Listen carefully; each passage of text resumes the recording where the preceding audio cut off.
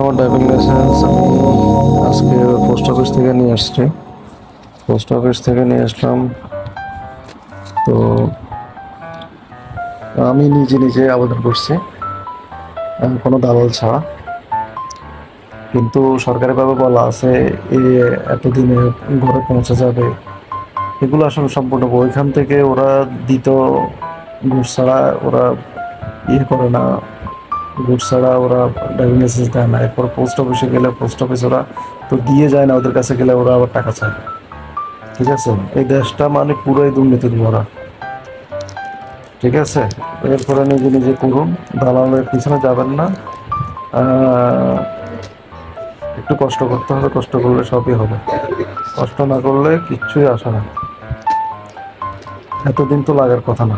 গত জুন মাসে দিছি, আজকে এখন মে মাস।